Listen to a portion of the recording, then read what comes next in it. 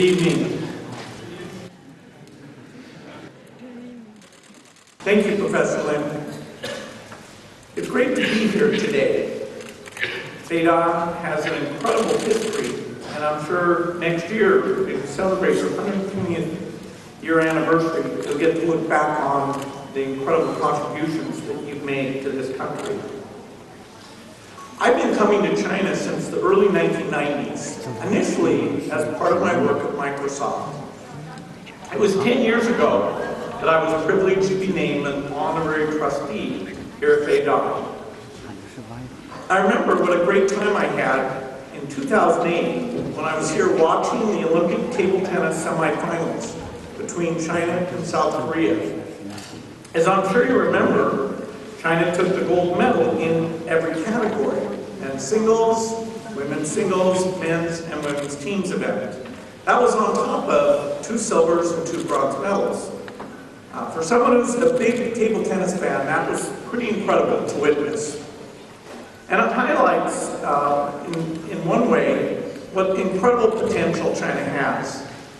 China is on a quest for excellence, a quest not only to improve itself, but to contribute to the whole world. As China's economy is maturing, it's making bold and difficult decisions on things like energy and pollution. And it's assuming a greater role in critical issues like climate and development. And this matters now more than ever as the world is navigating a time of change and uncertainty. In some rich countries, there's skepticism about globalization. The results of the US presidential election and the Brexit vote in the UK both seem to underscore a rise of turning inward on issues like migration, security, and perhaps even global development. It's great to see China stepping up and to engage even more with other countries. It's greatly equipped to do so. No other country has accomplished what China has achieved in the last few decades, breaking the relentless cycle of poverty and disease for hundreds of millions of people while modernizing its economy at a scale and speed unprecedented in human history. Although no one's expecting China to fill the gap in development aid in wealthy countries, it has made a very smart commitment to triple its commitment to African development. China has long understood that helping other countries lift themselves out of poverty creates a stable and secure world for people everywhere.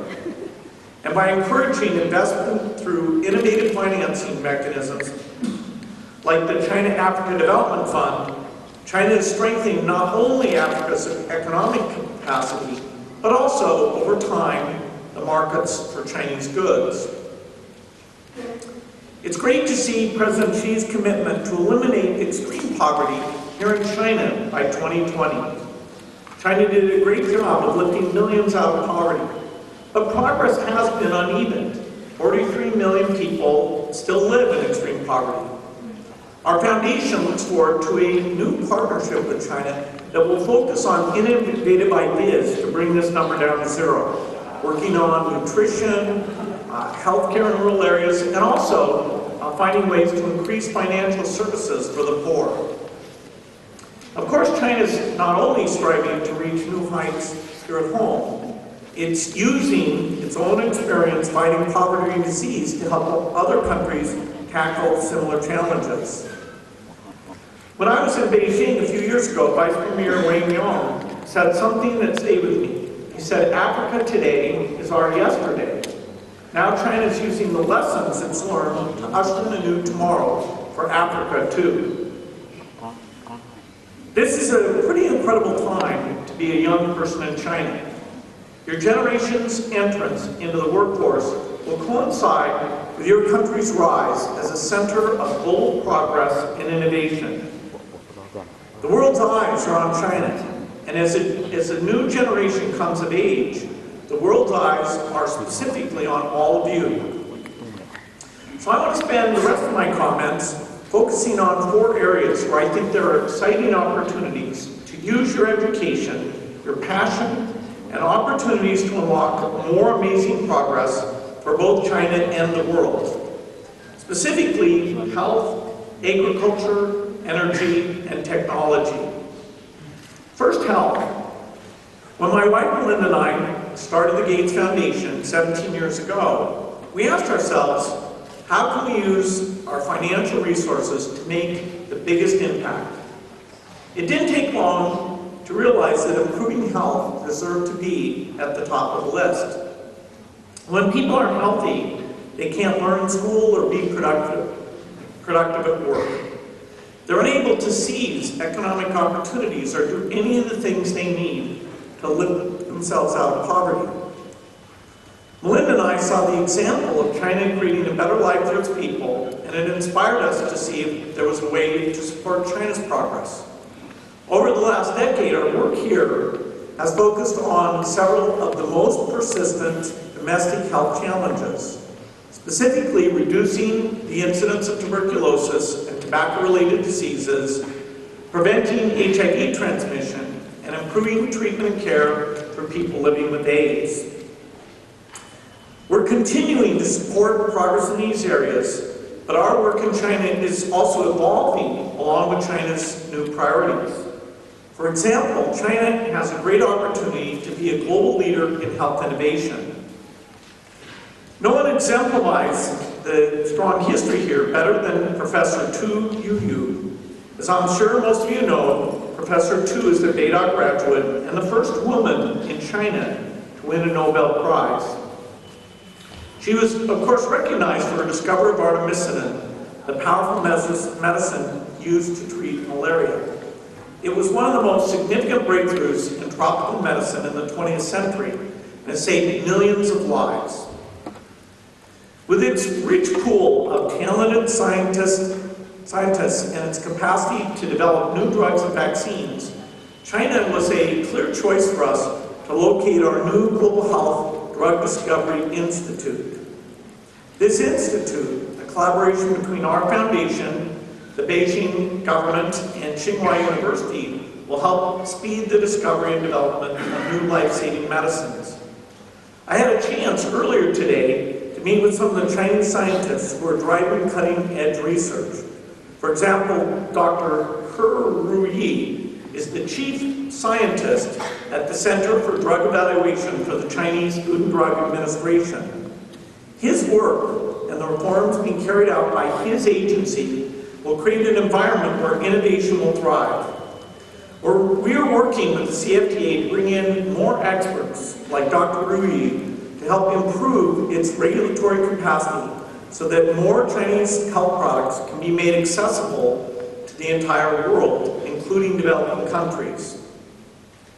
One area that China has an incredible chance to lead is both reducing the cases of malaria and eventually eradicating malaria.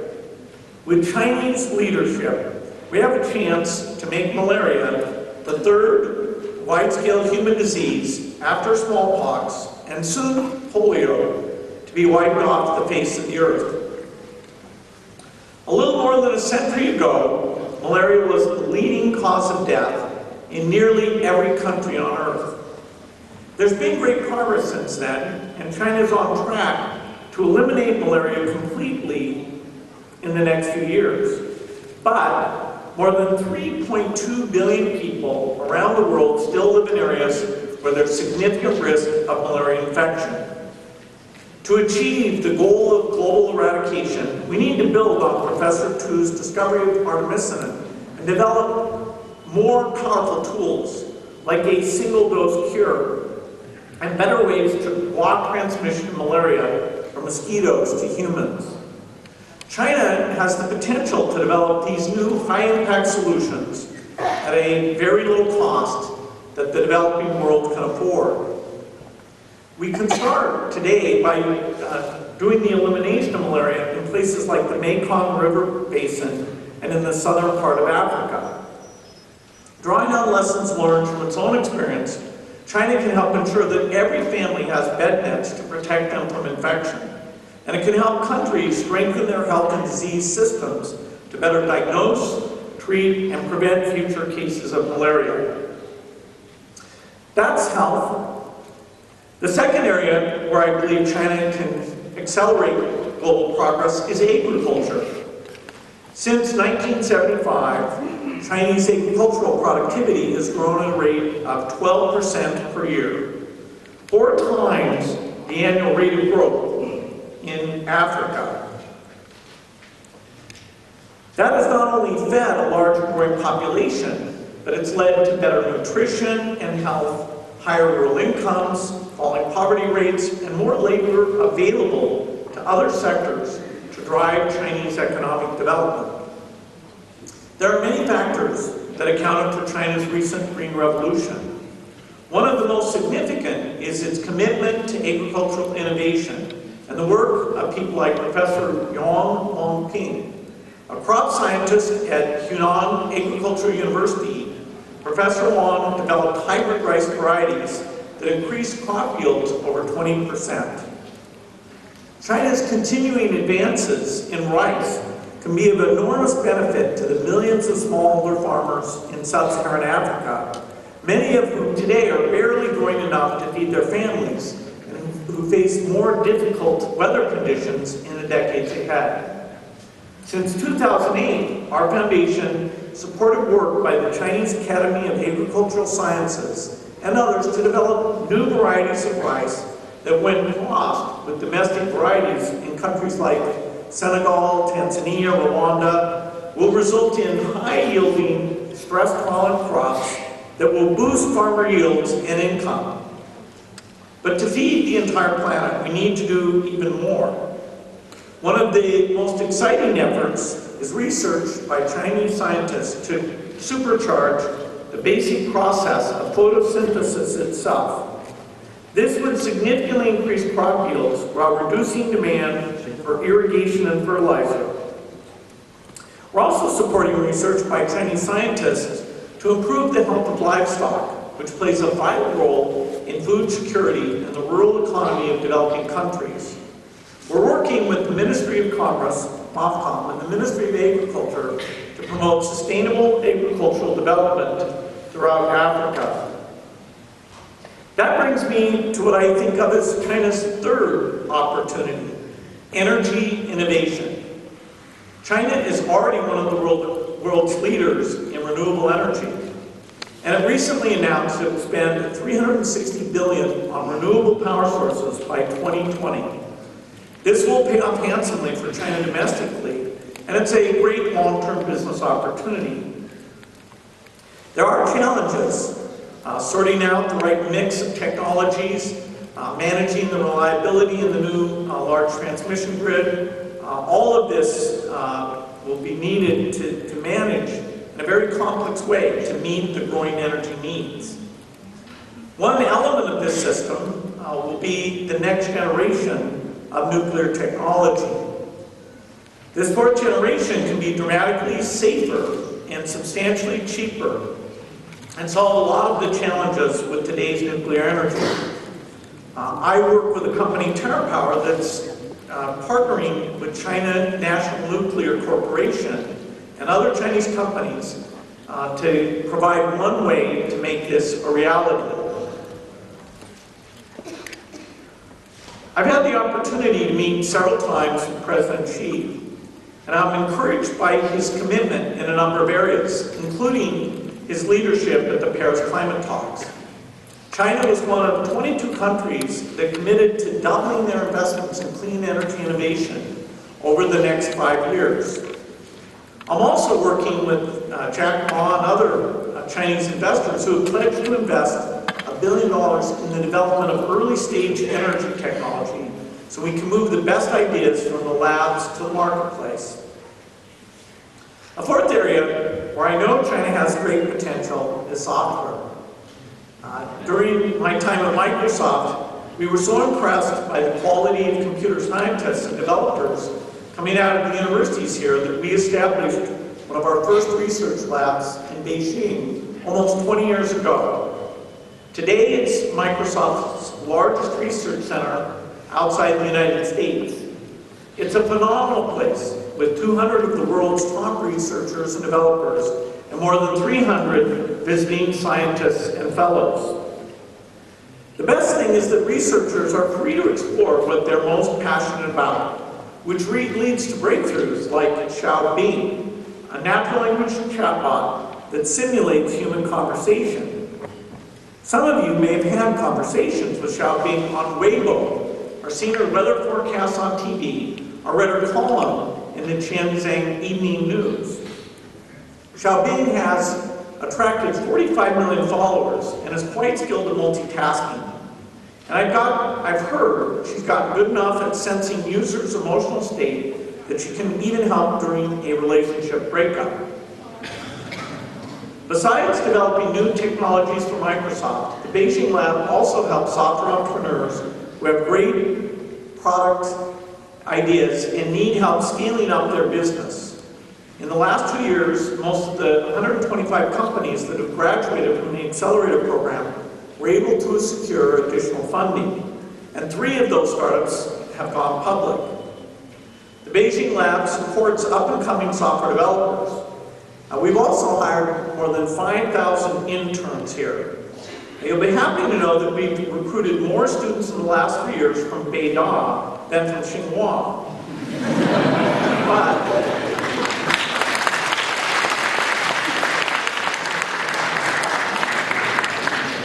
But it's a slim lead, so those of you here in computer science will have to keep up with your good work. Technology is also helping to power the philanthropic sector in China. It's a growing sector and one with immense potential. In 2015, people contributed 966 million RMB to causes they care about using the 4 largest online donation platforms. And the success of 99 Charity Day, started a few years ago by Tencent, shows what is possible when people have an easy way to get involved and give back. In just 3 days last year, 6 million people like you, raised 305 million RMB and supported more than 3,600 projects. So this is just one example of how philanthropy is beginning to blossom here in China. A lot of the most successful entrepreneurs, including Jack Ma, Pony Ma, Charles Chen Yidong, and Nu Diansheng, have helped create the world's 2nd largest pool of individual wealth. And now they're taking some of their time to get involved and start giving back. The new charity law that took effect last September begins to open up more opportunities for people to be engaged. People are coming together at events like China's 6th Social Good Summit held here at Beijing last fall. Some of you may decide to work for NGOs that are making life better for the most vulnerable in society. But even if you don't end up doing that, or make big financial donations, there are many other ways of getting involved. Just learning about something, lending your voice, or volunteering your time is important. What an incredible motivating thing that is, the belief that you can make the world a better place. And there's never been a better time. As the geopolitical current shift, China has an opportunity to advance progress on the most urgent challenges the world faces. China's leaders are embracing this opportunity, but it will be up to China's youth to carry it forward. In the last few decades, millions of people in China have achieved professional and financial success. I'm sure all of you will too, and it's a great thing. I certainly enjoyed all of my work at Microsoft, and I wouldn't trade it for anything. But now I've also had the opportunity in my philanthropic work to meet people who apply their talents and passion in giving back ways. Many of these people are impatient to see the world improve, but they're optimistic that it will. People who believe in the possibility of change and are eager to do something about it. Doctors courageous enough to risk their own lives to save the lives of others suffering from Ebola. Entrepreneurs using their ingenuity to deliver life-saving drugs from remote villages by drone. And people of all walks of life who volunteer their time to help the homeless or mentor a child at risk. Maybe you're the person who wants to ensure that every child growing up in poverty has the nutrition they need to do their best in school. Maybe you want to develop the next vaccine that protects everyone from malaria. Maybe you want to design the battery that lights people's desks at night, or the mobile technology that will let people start new businesses. No matter what your ambition is to improve the world, this is the best time and the best place to do it, and all of you have a great opportunity. I look forward to seeing what you'll achieve. Thank you.